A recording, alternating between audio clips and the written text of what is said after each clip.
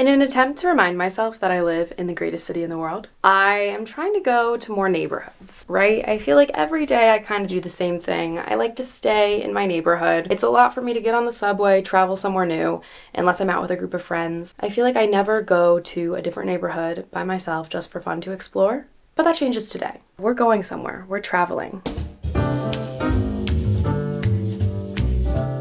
I don't know if this is relatable or if it's just a me problem, but if I don't have like an appointment or a person to meet or like something very specific that I need to do, it's so hard for me to just go somewhere for fun. Like even right now, this video, all morning back and forth, I'm like, should I actually go? Even though I had plans all week to do this, to go to the East Village today, have a little afternoon to myself. It's hard to motivate myself sometimes, but sometimes I feel like I forget that I am lucky enough to live in New York City. And there are so many places I haven't been and so many experiences I haven't done. So I'm taking it one day at a time, but I'm just trying to have like little days by myself. So today we are going to the East Village. The East Village is a neighborhood that I've frequented a little bit. I have some favorite spots there, and my plan today is to go to some spots that I love and some spots that are brand new that I've never been to before that I looked up and I found. So if you aren't super familiar with New York City, you probably aren't super familiar with where the East Village is. Let me tell you. Time for a little history lesson on the East Village. Very abridged, not from a professional. And what better place to do it than in my bathroom sitting on the floor?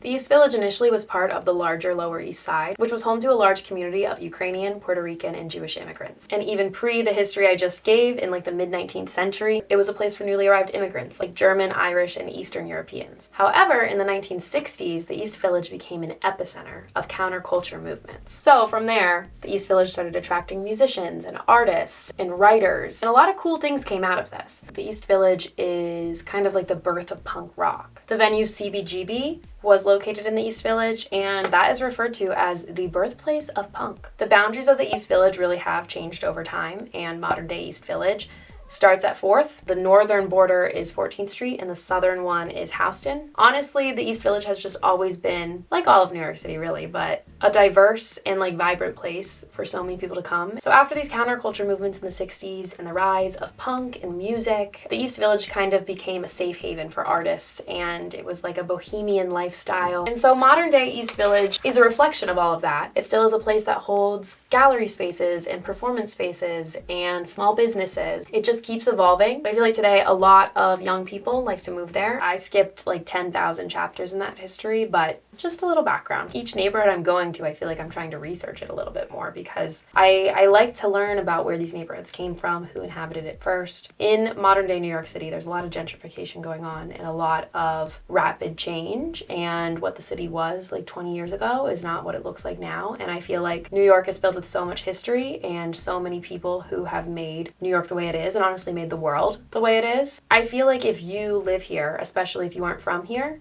initially, it's like your responsibility to kind of learn about what came before and what the history of each neighborhood is. So I think this will be also good for me because even though I like to pride myself in knowing a lot of history of New York, and in college I took like environmental history classes of New York because I was really interested in it. When I see a new place, I like to look it up and I like to learn the history of it. So in the description of this video, I'll actually link some of the websites that I found some history of the East Village on if you're curious about the read. That's my little history lesson. Thanks for coming to class, and back to whatever the other version of me was talking about.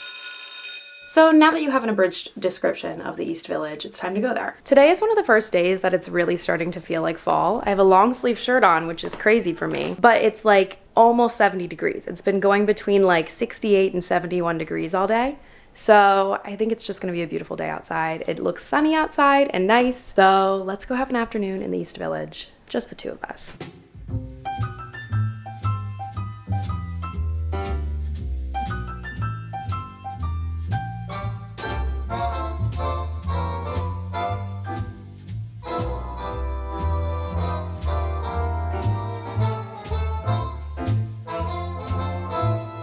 So I took the subway downtown, but it still requires a bit of a walk across town, And honestly, that's the perfect amount of time for us to hear from today's sponsor. In my last few videos, I've been talking pretty candidly about my health and skincare journey. And that is why I am so excited about today's sponsor, Seed. Seed is on a mission to establish probiotics as a science and bring much needed precision, efficacy, and education to the global category of probiotics. So I want to talk a little bit about the product I've been using, which is Seed's DS-01 Daily Symbiotic, which is a 2-in-1 prebiotic and probiotic. I have been taking this each morning right when I wake up before I make breakfast, and I can honestly say I have truly been loving it. It is formulated with 24 clinically and scientifically studied strains for whole body benefits. I am a girl who likes to know what she's taking, I like to know the facts, and DS-01 is a product rooted in science and supports skin, heart, and gut health with just 2 capsules a day. The perk of DS-01 being a 2-in-1 is you can take your daily prebiotics and probiotics at once. And here's something I like. The prebiotic is a polyphenol sourced from pomegranate skin and is non-fermentive, so it's less likely to cause stomach discomfort compared to other prebiotics. So you're taking your probiotic, but one of the most important parts of it is that it actually makes it to your gut alive, which is one of the best parts of Seed's DS-01. Their 2-in-1 nested ViaCaf capsule shields against stomach acid, digestive enzymes, and bile salts. It also safeguards viability through digestion and on average delivers 100% of their probiotic starting dose to your colon. Not only is this package stunning, but it's sustainable. Seed is committed to discovering and developing sustainable biomaterials and refill systems to reduce their imprint. You receive a refillable glass jar and even a travel vial. I'm going on a trip this weekend, so this is going to be a lifesaver. Any refills will arrive in a home compostable safe and biofilm pouch and are cushioned by dissolvable and compostable foams made from corn. DS-01 supports bloat ease and is formulated to help your gut thrive. Something I've recently learned is gut health is super important and it is connected to everything. And as I said before, I have been on a journey to improve my skin health and my gut health. All the information for Seed is linked in my description below. If you're interested, I have a link you can go to and a code you can use. I'll link the code above right here for 25% off, and thank you again to Seed for sponsoring this video. Now I'm gonna pass it back to me on the street.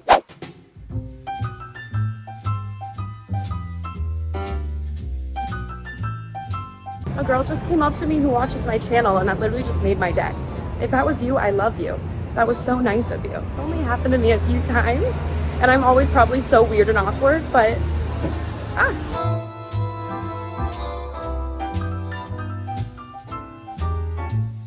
I just crossed 4th Avenue, which is like the official start to the East Village. So we are in it now. We have arrived, we're here. I was gonna start by getting food, but a thrift store I really like is literally right here, and I feel like we should go in. So our first stop is gonna be Thrift.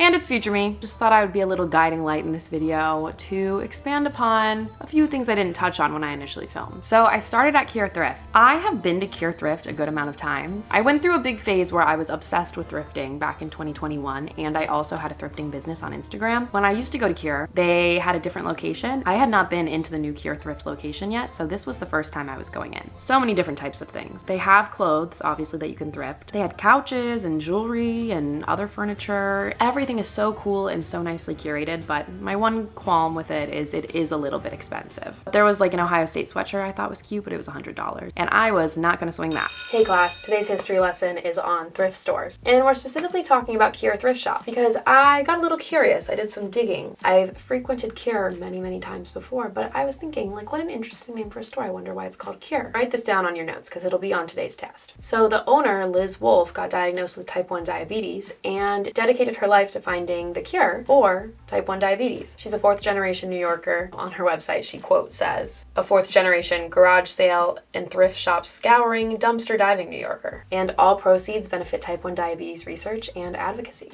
What were you saying? Honestly, love that store. If I was in the thrifting mood right now, I probably could have found something, but there was nothing that super spoke out to me.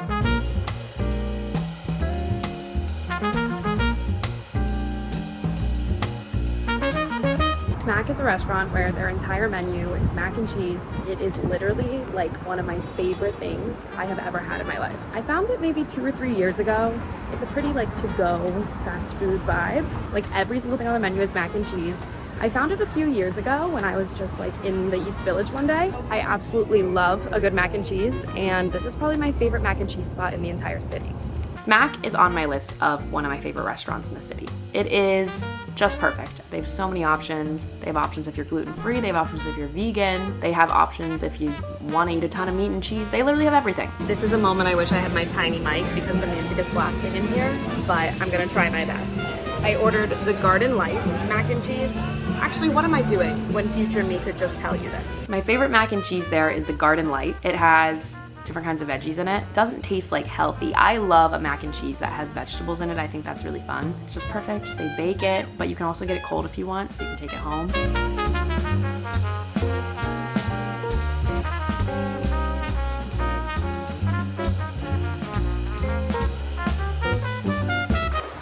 Next, I'm headed to a stationery store that I saw someone make a video about. I'm really excited. It looks super cute. It should be in the middle of this block. And as a former bullet journaler, I can appreciate some good stationery.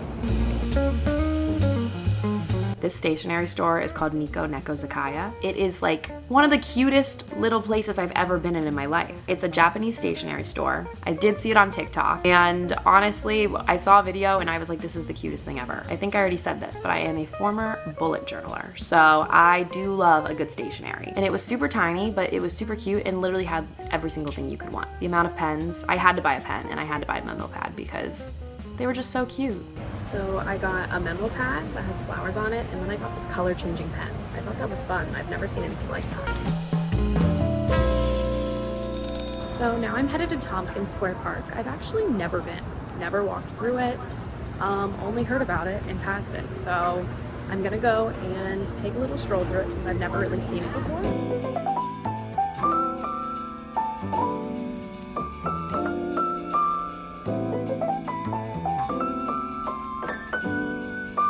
I'm gonna be pretty honest here, I don't think I'm a big fan of Tompkins Square Park. Like I said, I've never been in the park before. I feel like I kind of hyped it up in my head as it being this like amazing park. I don't know, everyone always says that they love to go to the park in the morning and sit there and eat their Tompkins Square bagel. Which, side note, that was kind of a big miss on my part because everyone says Tompkins Square bagel is like the one thing you need to do in the East Village, and I've literally heard about Tompkins Square bagel for years. I've never been. I feel like that should have been on the top of my list, but I was doing an afternoon. I wasn't doing a morning. I don't even know if they were still open. That kind of feels like a miss on my part, but whatever, we move on. I don't know, it just seemed, I wasn't gonna like sit there and look around. I didn't really feel like it. There was lots of kids playing on the playgrounds. Nothing about it really spoke to me. That felt kind of anticlimactic, but I think it's because it's just like a super normal park where people do super normal things like play sports and go to the playground and stuff, but I just feel like I've heard so much about it, and all my friends who live in the East Village seem to like love just sitting there with their bagel in the morning, so glad I saw it, but nothing crazy. Hey class, it's me again. Another history lesson, because I thought this was interesting. So Tompkins Square Park first opened in 1850. Like, that's old. That's almost 200 years old. And if you're curious, the park does honor Daniel D. Tompkins, who was the governor of New York in the early 1800s. Whoa, and this guy was the vice president. Good for him. Under James Monroe. From what I've learned, because I wanted to look up a little bit more about Tompkins Square Park, because I'd heard about it so much and, you know, I went there and I was kind of like, oh, this is it. But I just felt like there was more significance to the park than just like going and sitting and eating a bagel in there. Since its very beginnings, since 1850 when it opened, it's always served as a place for people to protest and voice dissent. And yeah, I guess just like protest for their community and for change, which I think is really interesting and super cool. Like the first demonstration started in like 1857 and they were protesting lack of jobs and poor economy. Glad we've made it out of those times. But like in the 80s and 90s, there was protests about gentrification. And then it looks like the park underwent a big renovation in 1990. And now it looks more like we see it today, where it has new playgrounds, new sidewalks. I feel like every single park in New York City has such a history. Every park feels like a rare like escape from the city. Like I said before, I took an environmental history of New York City class in college. And if New York City was not turned into the city it was today, it would be the nation's biggest national park, which is insane to think about because we got some big national parks. It had like the most diverse ecosystem in the entire United States. And like, obviously it doesn't anymore. It's very interesting. If you are ever interested, like look up New York City before they turned it into a big city. It was like one of the most beautiful places ever, and the ecosystems and the wildlife and all the things going on there. There are so many things that are like extinct now because they only lived here. It's very, very interesting. Anyways, we're not talking about general New York City history. We're talking about Tompkins Square Park. We're talking about the East Village. That was just a bonus question for your test next week. So Just stepping in with a little information.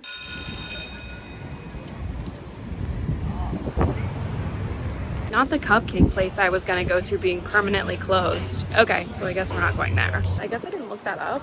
It looked really good, I guess, years or months ago whenever it was open. But we're gonna head up to L-Train Vintage, which is a chain of vintage stores that are around New York. I really like it. I think it has some really good finds there, but this one has become very popular in the past few years.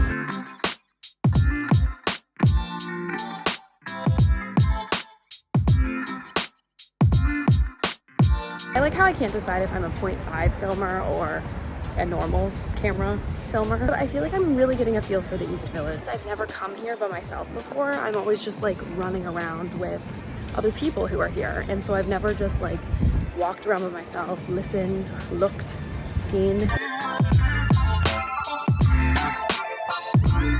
L-Train Vintage is another one of those thrift stores that I went to in 2021. That was like my all-time favorite. I have been to a few of their locations. I've been to 2 of their Brooklyn locations as well. The East Village one was super picked over for a long time. I think thrifting just became such a trend in 2020 and 2021 that it was insane. So this was one of the first times I went in, and I just was able to walk right on in and look at everything. Like, it wasn't super crazy and crowded like it usually was. L-Train Vintage, always a must if I'm passing by, because you never know. I found the most beautiful, perfect pair of vintage Levi's jeans there once.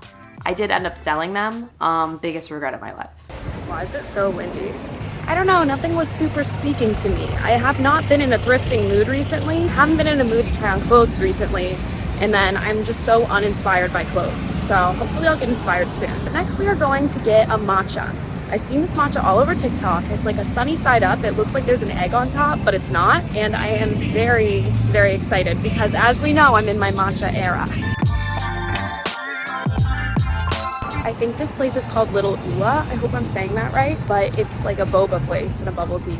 But they have matcha and they have this special drink. So I'm currently walking down 14th Street. It's so loud. Which is like the northernmost point of the East Village. So I came from the side, but now I'm at the top.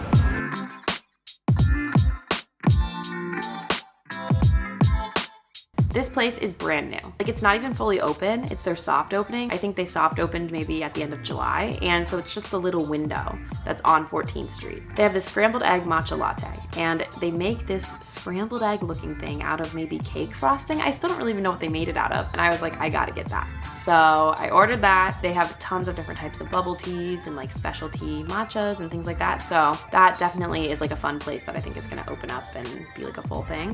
This drink looks delicious, but why is it so confusing to me? I don't know what this thick stuff is on the top.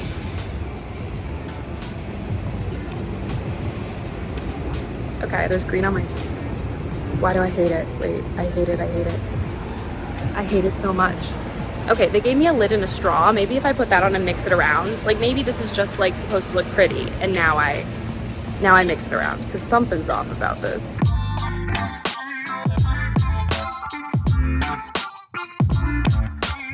That is way better. Mixed up, it's way better.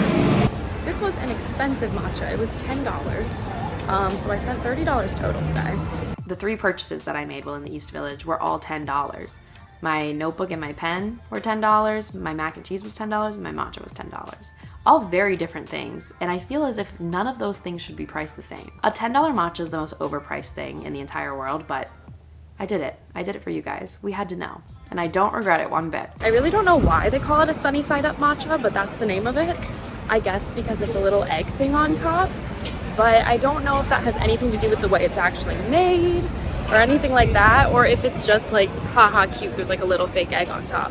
I don't know. It just kind of tastes like a normal matcha to me. But this thick layer on top, I don't know what that is. I need to try to mix that in.